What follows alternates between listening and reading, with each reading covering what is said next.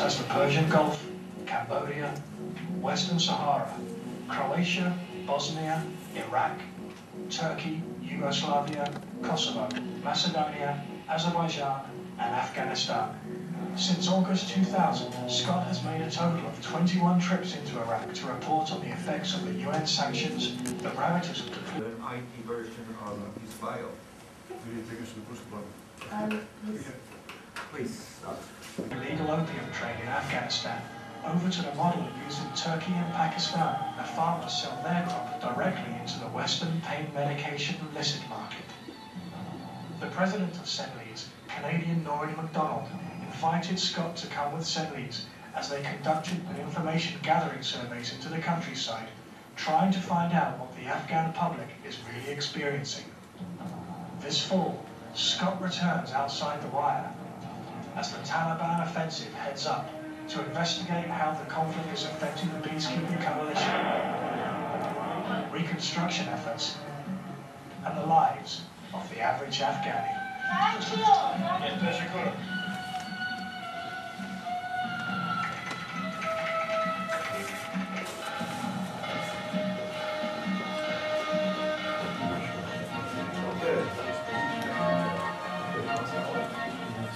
So this has probably got you completely confused. Yes, I mean, at the end, if anybody has questions about my experience as a hostage, we can discuss that as well, but that's another area which we get into. I mean, it's something which quite often now, in fact, after that experience happened, I've been a military commentator in Canadian media for quite some time, and would always put, you know, I was a publisher, a former soldier, etc. And then for the longest time after that experience, I was always just a former hostage. I could be talking about submarine purchases or aircraft purchases or whatever it was, but for somehow that was the most important thing in people's minds. But style differences is not intended to be a definitive chronicle. What happened in the villages of Europe, that such complex issues need to be studied by open-minded historians.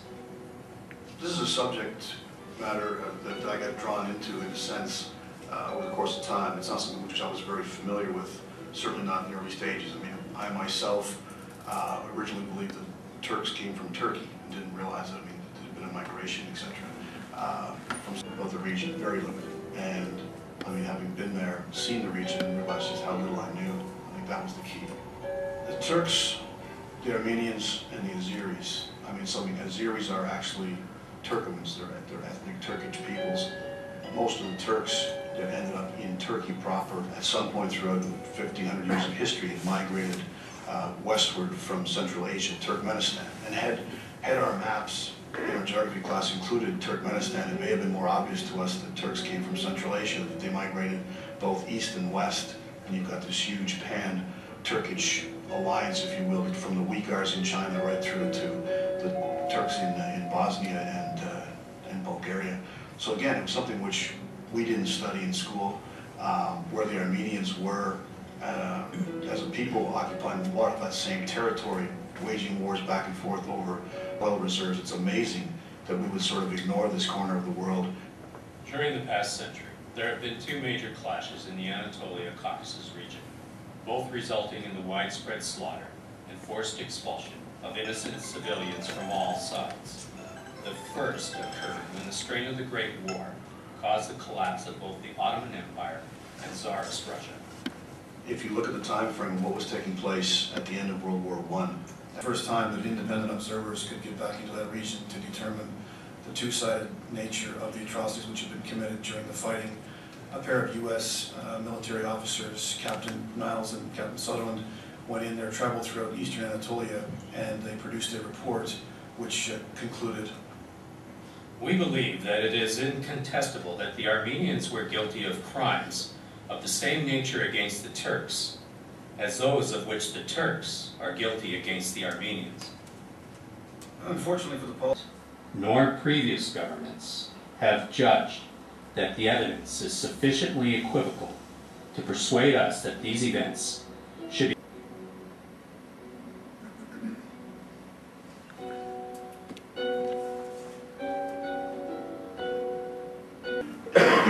internal civil war with their Azeri neighbors in Nagorno-Karabakh. This ended up spilling over, as they maintained it was simply a fight for the independence of Nagorno. A peace was brokered in 19 1990s, ethnically cleansed from their homes and from their villages.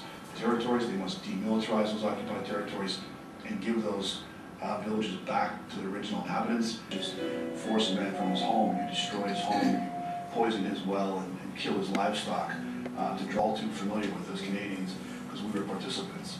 But this was happening simultaneously, virtually unseen by the West. The world and NATO felt they had to intervene to address the situation. For quite some time now, I mean, covering wars, I realize that there's always more than one located between Russia and Iran. We're talking about this, in August 2008 between Georgia and Ossetia. Do people briefly pay attention to the region and then go back to sleep? So it's something which, yes, it's complex, very, very. Okay. From that film and from the book, but not specifically on the Caucasus, that does not have some sort of caveat about thou shalt not kill. So again, and yet organized religions tend to be sort of the front or the facade for many of the wars that we fought. So you say, well, how do we overcome that conundrum? If religion teaches us not to kill, but then we're going to go to war in the name of our particular religion, as a journalist, sorry. And my old battalion was engaged in an operation there. And they were in a position where they were protecting a Serbian enclave, now various republics, except Azerbaijan, because the Armenians were able to convince the U.S. that Azerbaijan was like a major and still have the support of the U.S. I mean, this is where it becomes very complex, and yet the Armenians have been able to successfully do this. And again, this whole idea, and for me, that's wrong.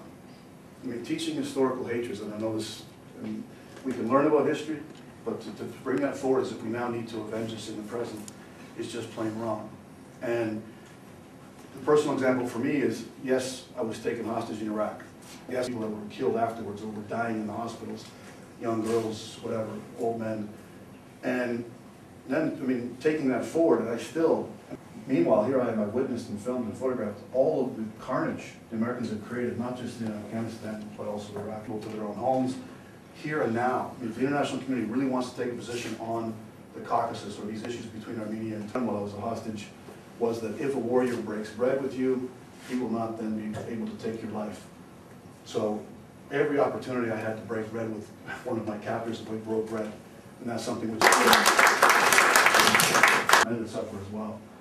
And again, I think in the part of the world where I was taken hostage, my colleague was a Turkish female. And they did not, they were very, the immediate assumption once we got out was, well, they must have raped her. Absolutely not. I mean, it was quite the opposite. In fact, I was more worried about me. I was searched on numerous occasions, and when you can't understand the language, there's not a man in here that won't admit that. You're on. Thank you. I'm a special representative of Nagorno-Karabakh and the Southern Caucasus for a number of years, Turkey. And he always pointed to that this is a task for us to see that the zero problem in our neighborhood, I think, is a new formulation, but essentially the same thing. But you have a problem there, though. I share your analysis of a big problem with the Armenian diaspora. Interfere into that and make any comments on the official level. Just wanted to make this explanation. Maybe it's been frozen because of the decision of the Armenian Constitutional Court. For the agreement to be ratified in both parliaments, first Armenia took this to the Constitutional Court.